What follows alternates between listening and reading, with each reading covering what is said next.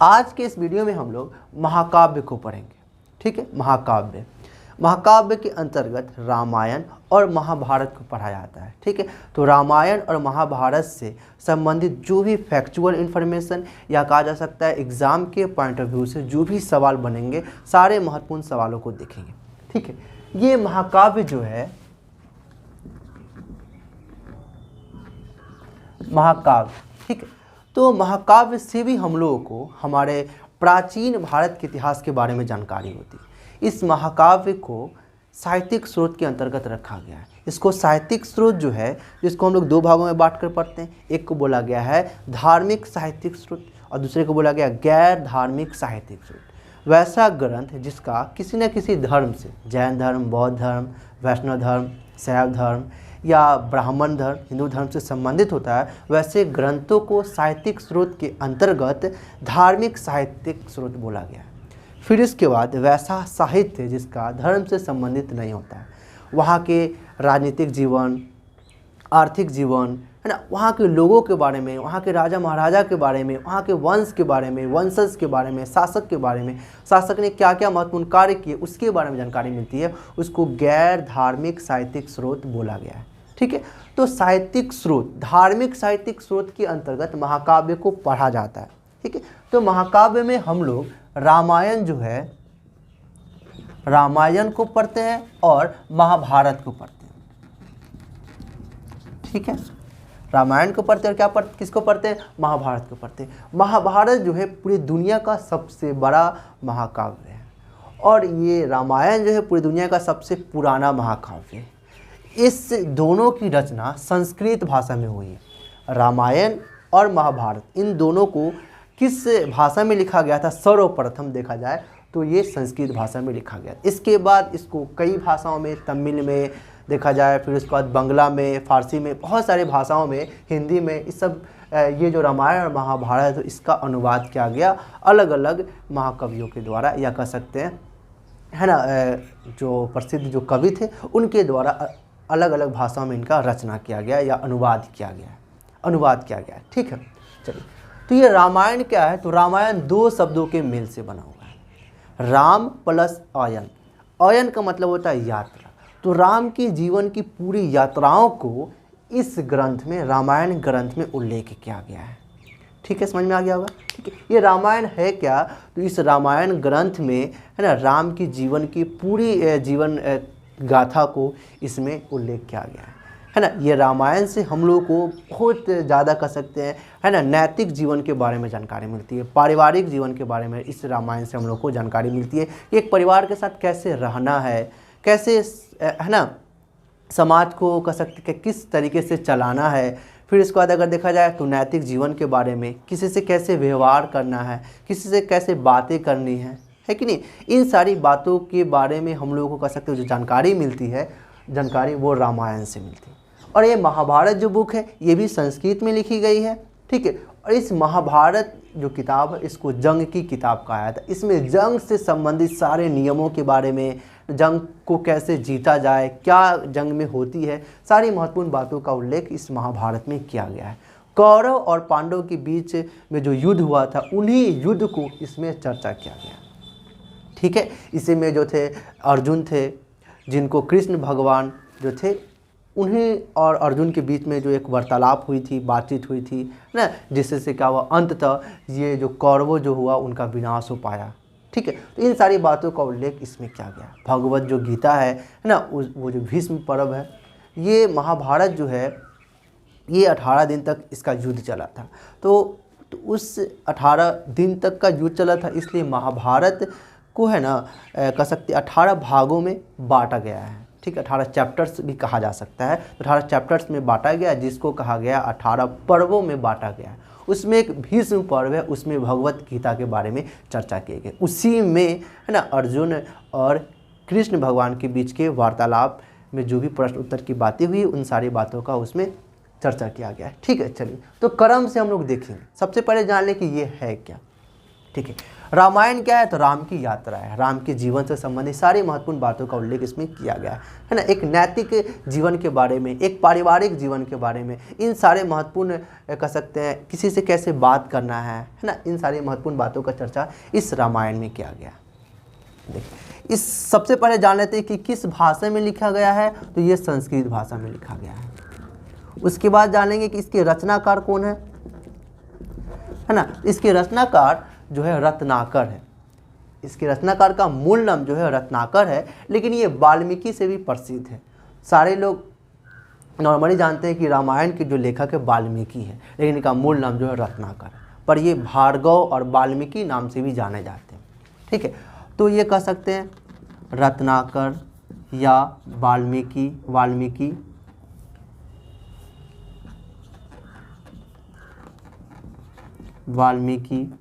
उसके बाद भार्गव, इन नामों से जाने जाते हैं।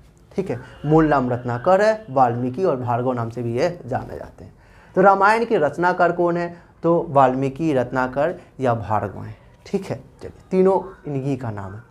फिर इसके बाद देखा जाए रामायण के जन्म के बारे में देखा जाए, इसका जन्म कब हुआ, कहने का मतलब इस किताब को, ग्रंथ को कब लिखा गया या इसमें जो घटना हुआ है वो कब हुआ है। तो इसका सटीक आंसर तो हमारे पुरातत्वविद को नहीं है, तो हम कैसे इसका सटीक आंसर बताएं। लेकिन एक नॉर्मली जो कह सकते हैं बौद्ध साहित्य हैं, बौद्ध धर्म से संबंधित जो भी ग्रंथ हैं, जो ग्रंथ है एक जातक ग्रंथ है, तो उस ग्रंथ में भी इस रामायण की चर्चा किया गया है। फिर जैन धर्म में भी जैन धर्म के जो ग्रंथ है उनमें भी रामायण की चर्चा किया गया है। इससे हमें यह पता चलता है कि जैन धर्म, बौद्ध धर्म से भी पुराना ये हमारा रामायण है, तो जिसका काल एक अनुमानतः बताया जाएगा तो 900 ईसा पूर्व से लेके 800 या 600 ईसा पूर्व, 900 BC से लेके 600 BC के बीच में इस रामायण का जन्म हुआ होगा, एक अनुमानता है। ठीक है, चलिए इस रामायण के बारे में अगर देखा जाए तो हिंदू परंपरा के अनुसार हिंदू धर्म में 4 युग थे, सतयुग थे, द्वापर युग, सतयुग थे, त्रेता युग थे, द्वापर युग थे, फिर उसके बाद कलयुग जो अभी का समय है। ठीक है, तो हिंदू धर्म में जो सतयुग के बाद जो युग आया, त्रेता युग आया, तो इस त्रेता युग में ही रामायण का जो घटना हुआ था, या रामायण की जो राम का जो कह सकते जन्म जो हुआ था, जो विष्णु भगवान जो हैं है ना, वो कहा कि त्रेता युग में है ना महापुरुषों के रूप में पृथ्वी पर जन्म लेते थे। इस त्रेता युग के बारे में बता रहे हैं। ठीक है, तो त्रेता युग में जो थे विष्णु भगवान जो थे वो है ना महापुरुष के रूप में या कहा जा सकता है, एक साधारण व्यक्ति के रूप में भी वो है ना इस ज़मीन पे कह सकते या पृथ्वी पे अवतार लेते थे। ठीक, अवतार के रूप में जन्म लेते थे त्रेता युग में, हिंदू परंपरा के अनुसार है ना। तो त्रेता युग में ही इस रामायण की रचना हुई है, या रामायण में जो भी घटना हुई है वो त्रेता युग में हुई है। जो विष्णु भगवान है वो राम के अवतार लिए, और वामन का भी अवतार लिए, प्रभु परशुराम के भी अवतार लिए, और भी पुरुषों के रूप में, महान पुरुषों के रूप में, नॉर्मल जो इंसान होते हैं, ब्राह्मण होते हैं, उन सभी कह सकते सभी के रूप में जो भगवान है वो अवतार लिए। ठीक है, तो अवतारवाद के बारे में भी है ना रामायण में और महाभारत में चर्चा किए गए हैं कि जो भगवान हैं वो यहाँ पे अलग अलग रूप में अवतार लेते थे। ठीक है, चलिए तो हिंदू परंपरा के अनुसार त्रेता युग में इस रामायण की रचना हुई है, या रामायण में जो भी घटना हुआ है वो त्रेता युग में हुआ है, क्योंकि हिंदू परंपरा के अनुसार जो विष्णु भगवान है वो राम के अवतार लिए, और भी बहुत कुछ, जैसे कि वामन का कहा जा सकता है एक बौना ब्राह्मण का अवतार लिए थे, है ना। एक कहा जा सकता है एक बलि नाम का एक राक्षस था, है ना। तो उन्हीं से एक वरदान कह सकते हैं भिक्षा मांगने के लिए उनको बहुत ज़्यादा घमंड था, या बहुत राक्षस थे, सिंपल सी बात है ना। तो ये जो कह सकते हैं जो भगवान थे ये कि बौना ब्राह्मण के रूप में उनके पास गए और उनसे भिक्षा मांगे, या कह सकते हैं है ना 3 पग मतलब 3 डेग ज़मीन उनसे मांगे। वो जो बलि नाम का राक्षस था वो उसको बोले कि आप हमसे कुछ बड़ा मांगिए, क्या ये 3 डेग या 3 पग हमसे भूमि मांग रहे हैं, कुछ बड़ा मांगिए, गुस्से में बोला वो। तो ये वामन जो थे मतलब बौना ब्राह्मण जो थे वो बोले कि आप हमको सिर्फ 3 पग ही दीजिए, इतना ही हमको चाहिए। तो वो बोले कि ठीक है आप 3 पग लीजिए, 3 डेग अपना या 3 पैग अपना बढ़ाइए। है ना। तो वो जो भगवान थे, विष्णु भगवान थे वो, है ना। तो वो पहला जब पग बढ़ाए या पहला जो डेग बढ़ाए तो वो पूरा पृथ्वी लोक, मतलब जो पूरा पृथ्वी एक ही डेग में हो गया। दूसरा वो जो डेग या कह सकते पग जो पद बढ़ाए तो पूरा ब्रह्मांड दूसरा पद में ही हो गया, उनके कदम में ही हो गया। अब तीसरा बच गया, 2 ही में पूरा दुनिया हो गया। तब ये जो बलि नाम का जो राक्षस था वो देख के चौंक गया कि आप जरूर आप कुछ ना कुछ अदिव्य शक्ति वाले हैं, मतलब कुछ ना कुछ ना, मतलब आप आम इंसान नहीं है, मतलब आम आदमी नहीं है, ठीक है। तब वो असली रूप में आया, तब इनका होश उड़ गया कि हाँ ये भगवान है ये, है ना। तब ये उनसे शायद माफी की ऐसे मांगे होंगे। फिर उसके बाद क्या हुआ कि वो बोले कि अब 2 पग हो गया, अब एक लास्ट पग बाकी है जो मेरे सर पे रख दीजिए। तो वो विष्णु भगवान के सर पे रख दिए, तो उसका अंत हो गया। तो ये थोड़ा सा कथा था, ठीक है। चलिए, तो रामायण के हम लोग कह सकते जन्म के बारे में जान लिए, है ना। चलिए, तो रामायण के जन्म के बाद अगर देखा जाए, रामायण जो है क्या है, राम की गाथा है। तो राम की पूरे जीवन के बारे में इसमें लिखा गया है। उसके जीवन में परिवर्तन बहुत देखा गया, जिस वजह से इस रामायण को, है ना, 7 कांडों में या कहा जा सकता है 7 भागों में बांटा गया है। या कहा जा सकता है जो रामायण जो ग्रंथ है इसमें टोटल 7 चैप्टर्स हैं, ठीक है। चलिए, तो रामायण को कितने भागों में बांटा गया है, तो 7 कांडों में बांटा गया है। 7 कांड है रामायण में। और कितने सर्ग है इसमें, सर्ग मतलब कहा जा सकता है एक अध्याय मतलब एक मुकम्मल कविता होता है ना, या एक पैराग्राफ के रूप में कहा जाता है समझने के लिए, ठीक है। तो इसमें टोटल 645 सर्ग है, ठीक है। इसमें श्लोकों की बात किया जाए तो शुरू में इसमें श्लोक जो थे वो 6000 थे, फिर इसके बाद 12000 हुए, और अभी अगर देखा जाए जो कुल श्लोकों की बात किया जाए तो रामायण में कुल श्लोक 24000 है। कितने हैं? 24000। जिस वजह से इसको चतुर्वंशति शास्त्री संहिता भी कहा जाता है इसको, ठीक है। इसमें कुल 24000 श्लोक है, जिस वजह से इसका नाम चतुर्वंशति शास्त्री संहिता भी इसको कहा जाता है, ठीक है। चलिए, इसमें 7 कांड है रामायण में कितने कांड है? 7 कांड है, मतलब 7 भागों में ये बांटा गया। कांड का मतलब समझ लीजिए भाग या चैप्टर। 7 कांडों में ये बटा हुआ है। सबसे पहला है बाल कांड। इसका मतलब क्या होगा? तो जो राम भगवान है उनके जब वो बालक थे तो उनके संबंधी जो भी बात होंगे उसको बाल कांड में लिखा गया है। इस बाल कांड के बाद वो कहाँ के थे? अयोध्या के थे, तो अयोध्या कांड है।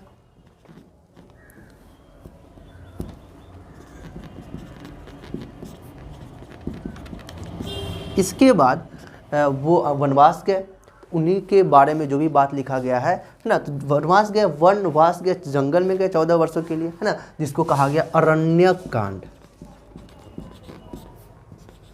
ठीक। एक सटीक ये बात नहीं पर एक कह सकते याद करने का एक पैटर्न जैसा हो जाएगा। बालक थे तो बाल कांड, अयोध्या में थे तो अयोध्या कांड, फिर उसके बाद वो जंगल में गए, वनवास के लिए गए, वन में गए, जिसको बोला गया अरण्यक कांड। अरण्यक का मतलब होता है जंगल, ठीक है, तो अरण्यक कांड। फिर इसके बाद आने के वक्त वो कृष्णकंधा नगरी में गए, जिस वजह से बोला गया कृष्णकंधा कांड बोला गया,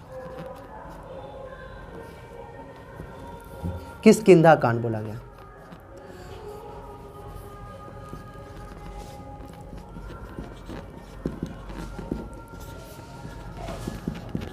ठीक है, फिर इसके बाद किष्किंधा कांड में ही सीता को क्या हुआ? सीता को उठा ले जाया गया, है ना।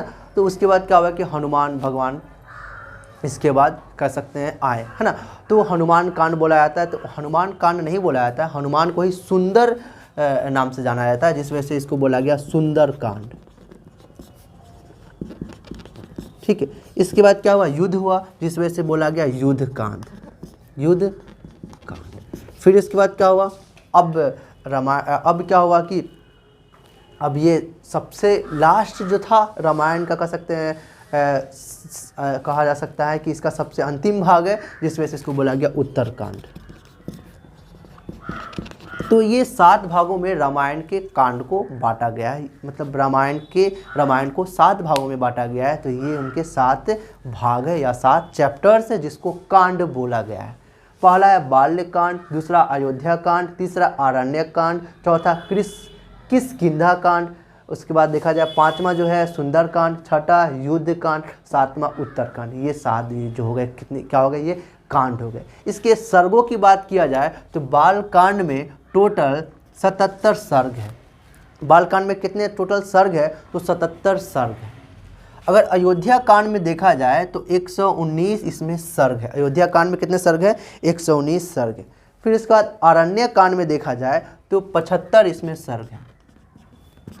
फिर इसके बाद किष्किंधा सर्ग में देखा जाए, किष्किंधा कांड में देखा जाए तो इसमें 67 है, इसमें 68 है, इसमें 128 है, इसमें 111 है। इतने ये सर्ग है। ठीक है, अब ये सब एग्जाम में पूछे जाते हैं। ठीक है, तो यहाँ से एक सवाल बनेगा कि सबसे किस कांड में, रामायण के जो कांड है उसमें किस कांड में सबसे कम सर्ग है और सबसे अधिक सर्ग है। तो सबसे कम सर्ग जो है किष्किंधा कांड में 67 सर्ग है, मतलब 67 सर्ग है, तो सबसे कम है। फिर पूछा जा सकता है कि रामायण के किस कांड में सबसे अधिक सर्ग है। सबसे अधिक सर्ग है तो युद्ध कांड में सबसे अधिक सर्ग है। यहां से सवाल बन सकता है। अब इसको याद कैसे होगा, देखिए इसको याद कैसे होगा। उत्तर कांड में तो सिंपल सा है, 1-1-1 है, मतलब 111 कांड है, 111 सर्गों में ये कह सकते हैं। तो टोटल लगभग इसको याद करना आसान है। युद्ध कांड जो सबसे बड़ा है 128 है, तो ये तो याद करना ही होगा। किष्किंधा कांड 167। अब देख किष्किंधा 67 के बाद 68 आता है, तो इससे याद हो जाएगा, ये 68 हो गया। अब बाल कांड है 77 है, 77 बाल कांड में सर्ग कितने हैं, 77 का सर्ग है। फिर उसके बाद अयोध्या कांड में 119 है, याद करना टफ नहीं, आसानी से याद हो जाएगा। ऊपर में 77, नीचे में 11, सबसे कम 67 और सबसे अधिक 128।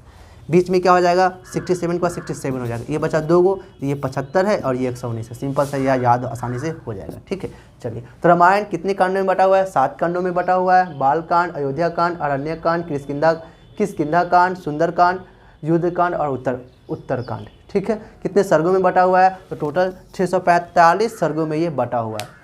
इसमें से बाल कांड में 77 कांड है, अयोध्या कांड में 119 है, आरण्यक में 77 है, किष्किंधा में 67 है, सुंदरकांड में 68 मतलब 68 है, सुंदरकांड में 128 है और उत्तरकांड में 111 सर्ग है।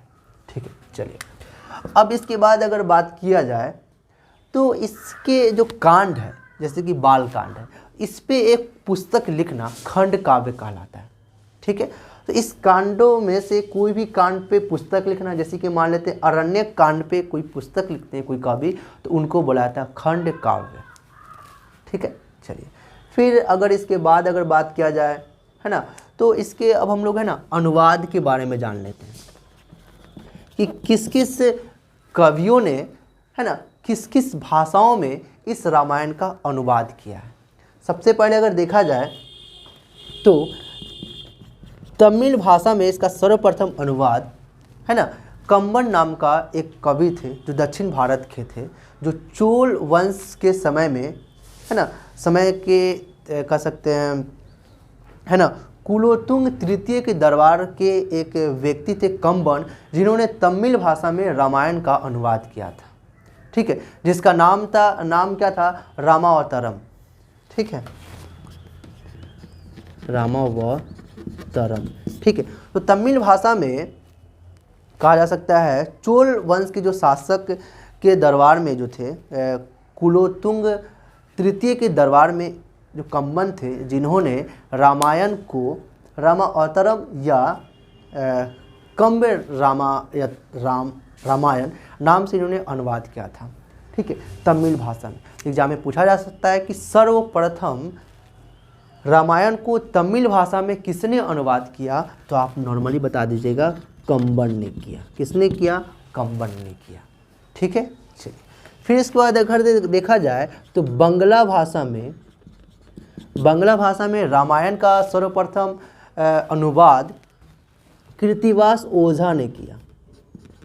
कृत्तिवास ओझा ने किया। ठीक है, तो नॉर्मल से एग्जाम में सवाल पूछा जा सकता है कि रामायण का सर्वप्रथम बांग्ला भाषा में किसने अनुवाद किया। तो ये बांग्ला के एक प्रसिद्ध कवि थे कृत्तिवास ओझा ने, तो इन्हीं ने रामायण का सर्वप्रथम बांग्ला भाषा में अनुवाद किया। फिर अगर देखा जाए रामायण का फारसी भाषा में सर्वप्रथम अनुवाद किसने किया, तो अकबर के समय में बदायूनी नाम का एक कवि था जिन्होंने सर्वप्रथम है ना रामायण का फारसी में अनुवाद किया, बदायूनी ने, बदायूनी ने।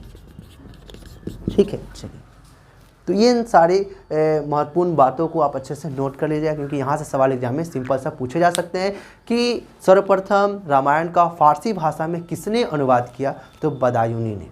फिर इसके बाद एग्जाम में सवाल पूछा जा सकता है कि बांग्ला भाषा में सर्वप्रथम रामायण का अनुवाद किसने किया, तो कृत्तिवास ओझा ने किया। ठीक है, फिर इसके बाद दक्षिण भारत के एक पेरियार थे, रामास्वामी नायकर पेरियार, है ना। पेरियार मतलब होता है, पेरियार का मतलब होता है तमिल का शब्द है पेरियार, जिसका हिंदी मतलब होता है पवित्र आत्मा, जिनको वहाँ के लोगों ने उपाधि दिया होगा, है ना। तो रामास्वामी नायकर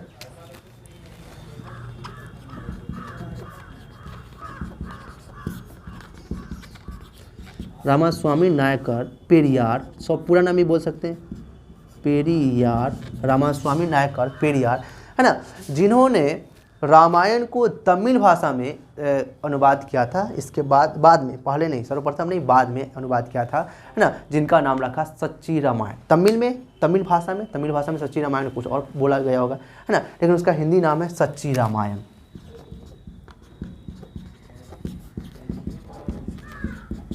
एग्जाम में सवाल सिंपल से पूछा जा सकता है कि सच्ची रामायण नाम से किस कवि ने रामायण का अनुवाद किया था, तो आप बता दीजिएगा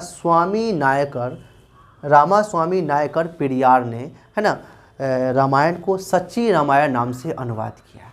ठीक है, अब ये इस पर बहुत ज़्यादा वाद विवाद हुआ था, इसके बारे में हम लोग बाद में अच्छे से देखेंगे, है ना। लेकिन सच्ची रामायण जो थे तमिल भाषा में थे। ठीक है, तो ललई सिंह यादव ने इस सच्ची रामायण को हिंदी में भी अनुवाद किया था, जो बुक अभी उपलब्ध है। शुरू में इस पे तो प्रतिबंधित लगा दिया गया था, जब्त कर लिया गया था, लेकिन अभी ये बुक मिलते हैं। ठीक है, तो आप इसको पढ़ सकते हैं। चलिए, तो इन सारे महत्वपूर्ण बातों को हम लोग जाने रामायण के अंतर्गत, जो एग्जाम में सवाल यहाँ से बहुत सारे यहाँ से सवाल एग्जाम में पूछे जाते हैं। ठीक है, इसको आप नोट कीजिए, फिर इसके बारे में बताते आगे।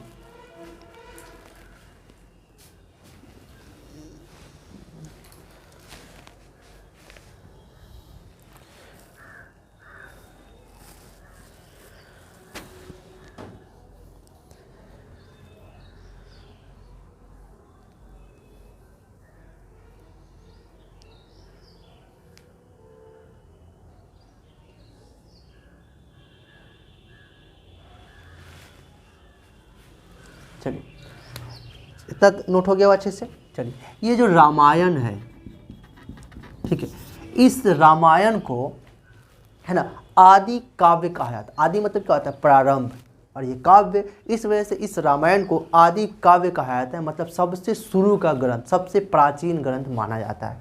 ठीक है, इस रामायण को क्या कहा जाता है, आदि काव्य कहा जाता है। और इसकी जो रचयिता है, मतलब इसके जो लेखक है, वाल्मीकि या रत्नाकर या भार्गव, है ना, इनको बोला जाता है आदि कवि।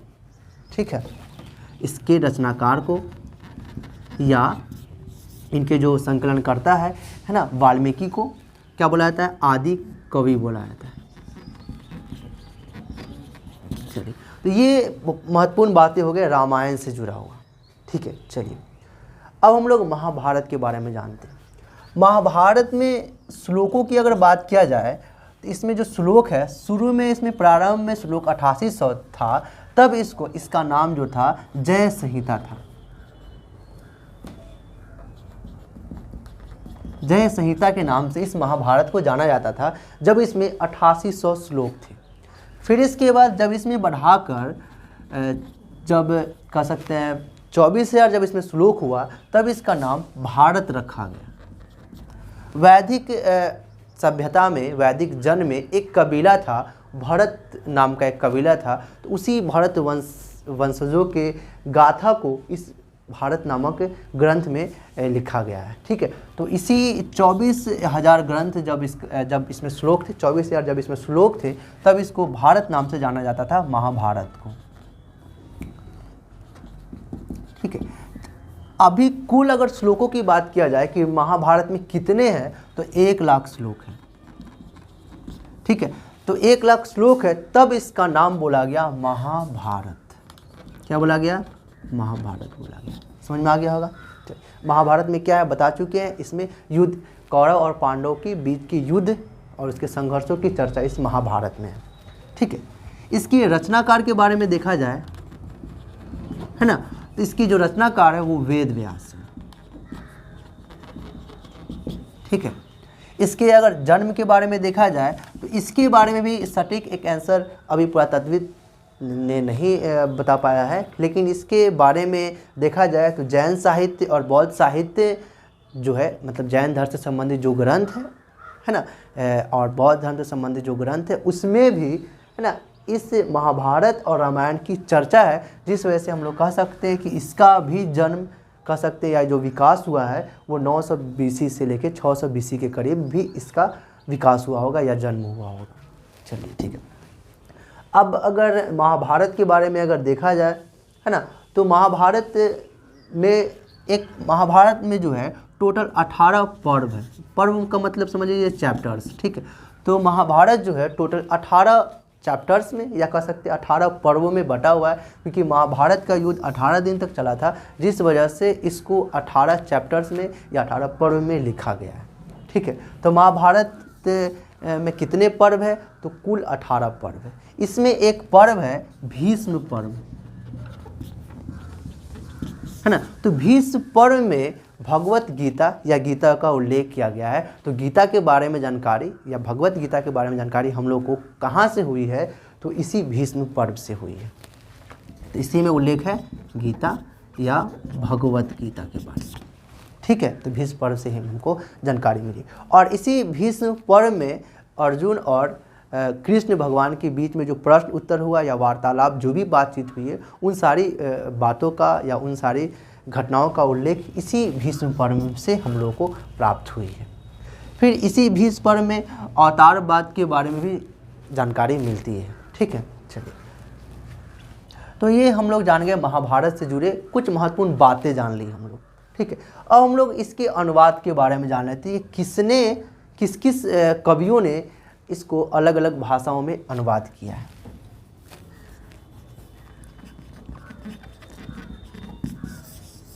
चलिए, अनुवाद के रूप में देखा जाए तो वही सबसे पहले अगर मतलब देखा जाए तो फारसी भाषा में किसने अनुवाद किया इसको, महाभारत को, तो फारसी भाषा में भी महाभारत का अनुवाद बदायूनी ने किया, जो अकबर के दरबार में था।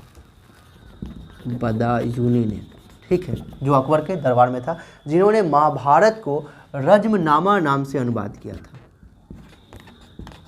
रज्मनामा का मतलब होता है जंग की किताब। ठीक है, मतलब महाभारत को इन्होंने रज्मनामा नाम से अनुवाद किया। ठीक है, इस रज्मनामा का मतलब होता है जंग की किताब। अकबर जो थे वो 1774 ईस्वी में अपने कार्यकाल के समय में 1774 ईस्वी में एक मकतब खाना का निर्माण करवाया। मकतब खाना मतलब अनुवाद घर बनवाया, और वहाँ पे जो कह सकते हैं ब्राह्मण धर्म से संबंधित जो भी महत्वपूर्ण जो संस्कृत में जो बुक थे ना, उन सारी बुकों को फारसी भाषा में अनुवाद करवाया। किसने? अकबर ने। ठीक है, जैसे कि राज तरंगिणी हो गया, रामायण, महाभारत, और भी जो महत्वपूर्ण ब्राह्मण धर्म से संबंधित जो भी ग्रंथ हैं, उन सारे ग्रंथों को, है ना, अनुवाद करवाया। किसने? अकबर ने। उसी में ये जो महाभारत है और रामायण है, जिनको बदायूनी ने फारसी भाषा में लिखा था। चलिए, उसके बाद देखा जाए तो पेरुन देवनार जो थे बंगला के कवि थे, जिन्होंने सबसे पहले जिन्होंने कहा जा सकता है कि महाभारत का अनुवाद किया था। ठीक है,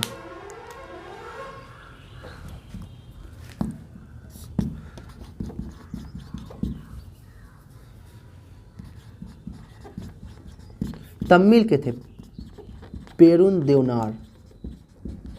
ठीक है। तो तमिल भाषा में सर्वप्रथम महाभारत को अनुवाद पेरुन देवनार ने किया था। ठीक है, फारसी भाषा में बदायूनी ने किया था। चलिए, तो ये महत्वपूर्ण बातें हम लोग महाभारत से संबंधित जान लिए। ठीक है, चलिए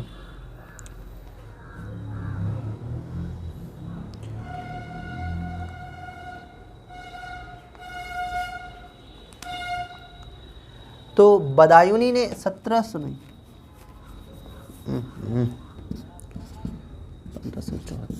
1574 में एक मकतब खाना का अनुवाद किया। अनुवाद घर सिंपल सा, ठीक है, मकतब खाना भी बोल सकते, ठीक है। तो अकबर ने 1574 में, ठीक है, सही कर लीजिएगा, अकबर ने 1574 में अनुवाद घर का निर्माण करवाया फतेहपुर सीकरी में। ठीक है, और सब लोग को इजाज़त दिया, सब लोगों को बोला कि आप जो भी ब्राह्मण धर्म से संबंधित जो भी महत्वपूर्ण बुक है, रामायण, राजतरंगिणी या फिर महाभारत, इन सारे महत्वपूर्ण पुस्तकों को या ग्रंथों को फारसी भाषा में या और भी भाषाओं में अनुवाद करने के लिए हिमाकत दी, मतलब इजाज़त दिया। ठीक है, चलिए, तो ये सारे महत्वपूर्ण बात हो गए महाभारत से संबंधित, ये सारी बात हो गई रामायण से संबंधित महत्वपूर्ण बातें, ठीक है, जो एग्जाम में सवाल पूछे जाते हैं। आज हम लोग जो भी जाने महाकाव्य में रामायण और महाभारत से संबंधित फैक्चुअल इन्फॉर्मेशन को जाने। ठीक है, रामायण के अंदर जो राम की गाथा है और महाभारत के अंतर्गत जो युद्धों की चर्चा है ना, युद्धों को कैसे किस कूटनीतिक से, मतलब कह सकते चालाकी पूर्वक से लड़ा जाता है। फिर उसके बाद देखा जाए इस महाभारत में महाभारत को और कोई पढ़ता है या महाभारत से हम लोगों को ना प्रशासन जो है, मतलब प्रजा को या जो कह सकते हैं कहा जा सकता है शासन प्रशासन किस हिसाब से करना चाहिए, इसके बारे में जानकारी मिलती है। राजनीति के बारे में हम लोग को जानकारी मिलती है, इससे हम लोग को धर्म अधर्म के बारे में जानकारी मिलती है। बहुत महत्वपूर्ण इस महाभारत से जानकारी मिलती है। ठीक है, इस रामायण से भी हम लोगों को नैतिकता के बारे में, एक पारिवारिक जीवन कैसा होना चाहिए, इन सारी महत्वपूर्ण बातों की जानकारी हम लोग को इन दो अलग अलग पुस्तकों से हम लोग को मिलती है, प्राप्त होती है। ठीक है, तो आज हम लोग बेसिकली कहा जाए तो फैक्चुअल इन्फॉर्मेशन को जाने हैं, जो एग्ज़ाम के पॉइंट ऑफ व्यू से बहुत ज़्यादा इंपॉर्टेंट है, जो एग्ज़ाम में सवाल आते हैं इससे। ठीक है, चलिए अब हम लोग नेक्स्ट जो क्लास हमारा जो होगा वो गैर धार्मिक साहित्यिक स्रोत होगा, मतलब वैसा किताब होगा, वैसा ग्रंथ होगा जो भारत के लोगों ने लिखा है लेकिन वो धर्म से संबंधित नहीं होगा, वहाँ के वंशजों के बारे में होगा, वहाँ के शासक के बारे में होगा, वहाँ के शासन प्रशासन के बारे में होगा, है ना, लेकिन धर्म से संबंधित वो पुस्तकें नहीं होंगी, क्योंकि हम लोग धर्म के बारे में जानकारी वहाँ से मिलेगी ऐसा नहीं, लेकिन कह सकते एक प्रॉपर रूप से धर्म के बारे में नहीं, है ना। नॉर्मली देखा जाए तो बताया जा सकता है कि वहाँ पे इस धर्म का उल्लेख था, बताया जाए बौद्ध धर्म के बारे में, है ना, या देखा जाए तो बताया जा सकता है, लेकिन पूरा जैसे कि देख लीजिए इन सारे पुस्तकों से पूरा धर्म से ही ये जुड़ा हुआ है। ठीक है, लेकिन हम लोग जब गैर धार्मिक साहित्यिक स्रोत पढ़ेंगे तो उन सबसे भी धर्मों के बारे में जानकारी होगी, लेकिन पूरा वहाँ के समाज के बारे में, राजनीतिक स्थिति के बारे में, सामाजिक स्थिति के बारे में, आर्थिक स्थिति के बारे में और वहाँ के लोगों का रहन सहन कैसा था, इसके बारे में हम लोग को जानकारी होगी। ठीक है, चलिए तो नेक्स्ट डे में हम लोग गैर धार्मिक साहित्यिक स्रोत को पढ़ेंगे। इससे पहले हम लोग धार्मिक साहित्यिक स्रोत में क्या क्या पढ़ चुके हैं, तो सबसे पहला जो क्लास था हमारा ब्राह्मण साहित्यिक स्रोत था। हिंदू धर्म से संबंधित जो भी महत्वपूर्ण पुस्तकें थे, वेद थे, पुराण थे, उपनिषद थे, आरण्यक थे, है ना, ब्राह्मण ग्रंथ थे, शतपथ ग्रंथ, ये सब जो थे, है ना। उसके बाद हम लोग देखे थे पुराण को देखे थे, मनुस्मृति को देखे थे। ठीक है, फिर इसके बाद सेकेंड वीडियो जो हमारा था वो बौद्ध धर्म से संबंधित जो वीडियो था, बौद्ध धर्म से संबंधित जो भी ग्रंथ थे उन सारे के बारे में चर्चा किए गए थे हम सेकेंड वीडियो में, जिसमें हम लोग देखा जाए तो, है ना, बौद्ध धर्म के जो ग्रंथ हैं त्रिपिटक, इन त्रिपिटक का पूरा इतिहास जाने थे कि कैसे इसकी रचना हुई, कब इसकी रचना हुई, है ना, और ये महत्वपूर्ण बातों को जाने थे। फिर इसके बाद हम लोग जैन साहित्य के अंतर्गत जैन धर्म से संबंधित सभी महत्वपूर्ण पुस्तकों को और आगम का जो पूरा इस आगम जो बौद्ध धर्म का एक सिद्धांत या कह सकते संविधान जो है आगम, तो उसके इतिहास को हम लोग जाने थे। ठीक है, और ये हमारा जो कह सकते हैं फोर्थ या लास्ट वीडियो होगा साहित्यिक स्रोत में, धार्मिक साहित्यिक स्रोत के अंतर्गत महाकाव्य। ठीक है, चलिए उम्मीद करते हैं सारा आपको अच्छा लगा होगा। तो हमसे इसी तरह कह सकते हैं अच्छे से डीप में पढ़ने के लिए हमारे चैनल को सब्सक्राइब करके हमसे जुड़ सकते हैं। ठीक है, thank you so much for watching this video.